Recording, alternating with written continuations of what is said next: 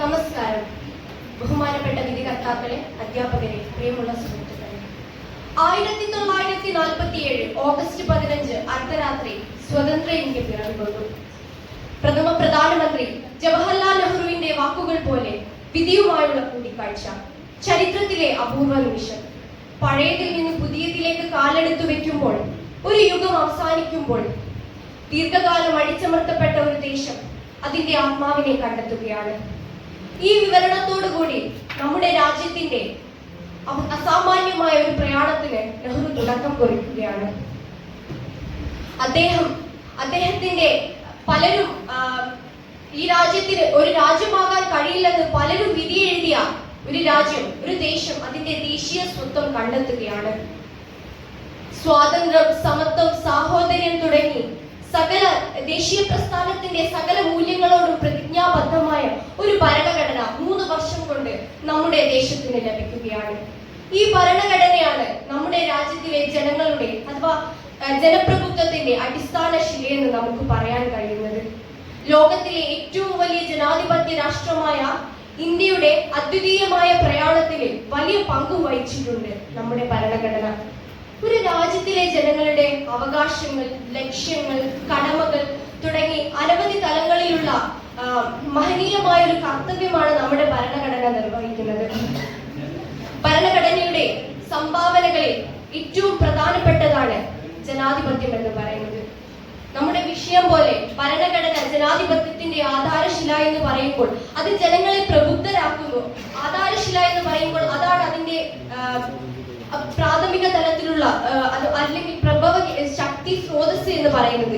എന്തുകൊണ്ടാണ് ഇങ്ങനെ പറയാൻ കാരണം?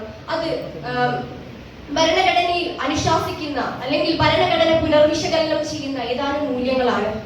പാർലമെന്ററി ജനാധിപത്യം, ഫെഡറലിസം, മൗലികാവകാശങ്ങൾ, മതേതരത്വം, വ്യക്തി സ്വാതന്ത്ര്യം, സാമൂഹിക നീതി, സംവരണ സംവിധാനം, അതുപോലെ തന്നെ ന്യൂനപക്ഷങ്ങളോടും വൈവിധ്യങ്ങളോടുമുള്ള ആദരം, സാർവത്രിക വോട്ടവകാശം തുടങ്ങി അനവധി മൂല്യങ്ങൾ ഭരണഘടന പുനർവിശകലനം ചെയ്യുന്നു.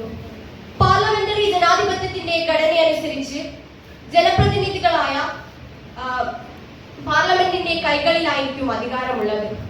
ഇതുവഴി ജനങ്ങൾക്ക് അനുകൂലമായി ജനങ്ങളുടെ താല്പര്യങ്ങളും അവകാശങ്ങളും മുൻനിർത്തിക്കൊണ്ട് ഒരു ഭരണകൂടം സൃഷ്ടിച്ചെടുക്കുവാൻ സാധിക്കുന്നു. ഇത് ഒരു പ്രാതിനിധ്യ മൂലമുള്ള ഒരു ജനസമൂഹത്തെ സൃഷ്ടിച്ചെടുക്കുവാൻ സാധിക്കുന്നു. ഫെഡറലിസത്തിന്റെ ഘടനയനുസരിച്ച് അധികാരം സംസ്ഥാന സർക്കാരിനും കേന്ദ്ര സർക്കാരിനും ഇടയിൽ വിഭജിക്കപ്പെടുകയാണ്.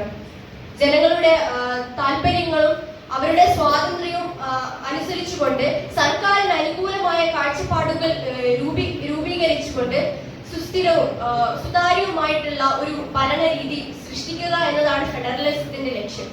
ഇത് ജനാധിപത്യത്തിന് കരുത്തു നൽകുന്നു എന്ന കാര്യത്തിൽ ഒരു സംശയവുമില്ല. 1947 സ്വാതന്ത്ര്യ സമരത്തിന്റെ നമുക്ക് ലഭിച്ച സ്വാതന്ത്ര്യ സമരത്തിന്റെ ഫലമായിട്ട് നമുക്ക് ലഭിച്ച മൂല്യങ്ങളുടെ അടിസ്ഥാനത്തിലാണല്ലോ ഭരണഘടന രൂപപ്പെട്ടിട്ടുള്ളത്. 1946 ഡിസംബർ 9 ഭരണഘടന രൂപീകരിച്ച സമയത്ത് നാം നേരിട്ട വെല്ലുവിളികൾ വളരെ വലുതായിരുന്നു. പല വിഭാഗങ്ങളുടെയും അവകാശ സംരക്ഷണത്തിന് വേണ്ടി അങ്ങനെ നാം ഭരണഘടന മൗലികാവകാശങ്ങൾ അഥവാ ഫണ്ടമെന്റൽ റൈറ്റ്സിന് രൂപം നൽകുകയാണ്. ഇത് ഒരു വ്യക്തിയുടെ വിവേചനരഹിതവും വ്യക്തിപരവും ഭാഷാപരവും മതപരവും സംഘടനാപരവുമായിട്ടുള്ള എല്ലാ തരം സ്വാതന്ത്ര്യങ്ങൾക്കും ഊന്നൽ നൽകുകയാണ്. ഭരണഘടന മതേതരത്വത്തിന് വലിയ പ്രാധാന്യം നൽകുന്നുണ്ട്. ഇന്ത്യൻ ജനാധിപത്യത്തിനനുസരിച്ച് ഒരു വ്യക്തിക്ക് ഏത് മതത്തിൽ വിശ്വസിക്കുവാനും മതത്തിന്റെ പേരിലുള്ള വിവേചനത്തെ ചെറുക്കുവാനും വേണ്ടിയിട്ട് ജനാധിപത്യം ആഹ്വാനം ചെയ്യുന്നുണ്ട്.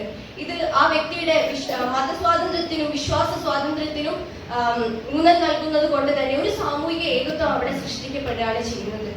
ഇത് സഹകരണത്തിലേക്കും സമാധാനത്തിലേക്കും നയിക്കുന്നു. ഇത് തന്നെയാണല്ലോ നമ്മുടെ ജനാധിപത്യത്തിന്റെ പ്രധാനമായ ലക്ഷ്യമെന്ന് പറയുന്നത്. പിന്നെ വരുന്ന കാര്യം എന്ന് പറയുന്നത് സാമൂഹിക നീതിയാണ്. സാമൂഹിക നീതിക്ക് വലിയൊരു പ്രാധാന്യമാണ് നമ്മുടെ ഭരണഘടന നൽകുന്നത്. സംവരണ സംവിധാനം അഥവാ റിസർവേഷൻ സിസ്റ്റം എന്നത് പിന്നോക്ക വിഭാഗങ്ങൾക്കും ദളിതർക്കും അതുപോലെ തന്നെ ന്യൂനപക്ഷങ്ങൾക്കും സംരക്ഷണം നൽകുന്നു. അതുപോലെ തന്നെ സ്ത്രീ സംവരണം നൽകുന്നത് വഴി സ്ത്രീ ശാക്തീകരണത്തിന്റെ പ്രാധാന്യം അവിടെ ഊട്ടിയുറപ്പിക്കപ്പെടുകയാണ് ചെയ്യുന്നത്. ഇങ്ങനെ വ്യാപകമായ ജനങ്ങളെ ഉൾക്കൊള്ളിച്ചുകൊണ്ട് വ്യാപകമായ ഒരു മൂല്യ വിപുലീകരണം നമ്മുടെ എന്താ പറയുക ജനാധിപത്യത്തിനെ കൂടുതൽ കരുത്തുറ്റതാക്കി മാറ്റുകയാണ് ചെയ്യുന്നത്. വ്യക്തി സ്വാതന്ത്ര്യം ജനാധിപത്യത്തിന്റെ മഹനീയമായ ഒരു സവിശേഷതയാണ്. വ്യക്തികൾക്ക് അവരുടെ ശബ്ദത്തിനും വാക്കിനും സംഘടനാപരവും മാധ്യമ പ്രവർത്തനത്തിനും മതപരവുമായിട്ടുള്ള അനവധി സ്വാതന്ത്ര്യങ്ങൾ നൽകുന്നത് വഴി അവരുടെ വ്യക്തിത്വപരവും ജനാധിപത്യപരവുമായിട്ടുള്ള സംരക്ഷണം കൂടി ലഭിക്കുകയാണ്. ജനാധിപത്യം മാനവികതയുടെ മനുഷ്യന്റെ മാനവികതയെയും ശ്രേഷ്ഠതയെയും സംരക്ഷിക്കാൻ പ്രതിപാദിക്കുന്നത് കൊണ്ട് തന്നെ സ്വാതന്ത്ര്യം എന്നത് ജനാധിപത്യത്തിന്റെ അടിത്തറയാണെന്ന് നമുക്ക് ഉറപ്പിച്ച് പറയാൻ സാധിക്കും. പിന്നെയുള്ളതാണ് അധികാര വിഭജനം എന്ന് പറയുന്നത്. അധികാര വിഭജനം നീതിന്യായ വ്യവസ്ഥയ്ക്കും നിയമനിർമ്മാണ വ്യവസ്ഥയ്ക്കും ഭരണകൂടത്തിനുമിടയിൽ അകലം വെച്ചുകൊണ്ട് ഒരു കേന്ദ്രീകൃത ഭരണം, പരസ്പരാശ്രിതമായിട്ടുള്ള കേന്ദ്രീകൃതമായ ഒരു ഭരണം അവിടെ കാഴ്ചവെക്കുവാൻ വേണ്ടി ഭരണഘടന അനുശാസിക്കുകയാണ്. ഇതുവഴി ജനപങ്കാളിത്തം ഉറപ്പുവരുത്തിക്കൊണ്ട് എല്ലാതരം അസമത്വങ്ങളെയും ഇല്ലാതാക്കിക്കൊണ്ട് ഒരു സുഗമവും സുതാര്യവും പരസ്യവുമായിട്ടുള്ള ഒരു ഭരണം മുന്നോട്ട് കൊണ്ടുപോകാൻ സാധിക്കുന്നുണ്ട്. അതുപോലെ തന്നെ സാർവത്രിക വോട്ടവകാശം 18 വയസ്സ് പൂർത്തിയായ ഏതൊരു വ്യക്തിക്കും നമ്മുടെ ജനാധിപത്യ പ്രക്രിയയിൽ പങ്കെടുക്കുവാനുള്ള ഒരു ആയുധവും അവസരവുമാണ് ഈ സാർവത്രിക വോട്ടവകാശം എന്ന് പറയുന്നത്. നാം ഓരോ പൗരന്മാരും ഇത് വളരെ കരുതലോടെ ഉപയോഗിക്കണം. കാരണം ഈ ഒരു ലക്ഷ്യബോധമാണ് ഭരണകൂടത്തിന്റെ സൃഷ്ടിക്ക് നിദാനം എന്നുള്ള ഒരു ബോധ്യം നമുക്ക് ഉണ്ടാവേണ്ടതാണ്. ഇതിന് പിന്നെ ന്യൂനപക്ഷങ്ങളോടുള്ള ഒരു ന്യൂനപക്ഷങ്ങൾക്ക് നൽകുന്ന അവസരങ്ങളും അവർക്ക് നൽകുന്ന സംരക്ഷണവും നമ്മുടെ വ്യവസ്ഥയെ കൂടുതൽ ശക്തിപ്പെടുത്തുന്നു എന്നത് നാം ശ്രദ്ധിക്കേണ്ട കാര്യമാണ്. ഇത്തരത്തിൽ എല്ലാ തരത്തിലുള്ള മൂല്യങ്ങളെയും സംരക്ഷിച്ചുകൊണ്ട് ജനങ്ങൾക്ക് പ്രഥമ പ്രാധാന്യം, ജനങ്ങളെ അഗ്രഗണ്യരാക്കിക്കൊണ്ട് അവർക്ക് പരമ പ്രാധാന്യം നൽകിക്കൊണ്ട് ജനാധിപത്യം ഭരണഘടന അനുശാസിക്കുന്ന മൂല്യങ്ങൾ ജനാധിപത്യത്തോടെ നിറവേറ്റുകയാണ് ചെയ്യുന്നത്. എന്നാൽ കഴിഞ്ഞ കുറച്ച് വർഷങ്ങളായി നമ്മുടെ ജനാധിപത്യ വ്യവസ്ഥയ്ക്ക് അസുഖകരമായ ചില സന്ദേശങ്ങളാണ് ലഭിച്ചുകൊണ്ടിരിക്കുന്നത്. മതേതരത്വവും ഫെഡറലിസവും ഇത്രമേൽ വെല്ലുവിളിക്കപ്പെട്ട കാലഘട്ടം ഈ നമ്മുടെ രാജ്യ ചരിത്രത്തിൽ ഉണ്ടായിട്ടില്ല.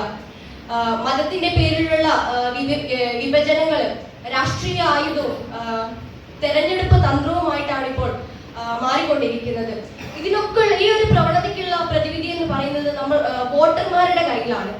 നമ്മൾക്ക് നൽകിയിരിക്കുന്ന ഈ സമ്മതിദാന അവകാശം വളരെ കരുതലോടെ ഉപയോഗിക്കുക എന്നതാണ് നമുക്ക് ചെയ്യാൻ കഴിയുന്ന ഒരു കാര്യം.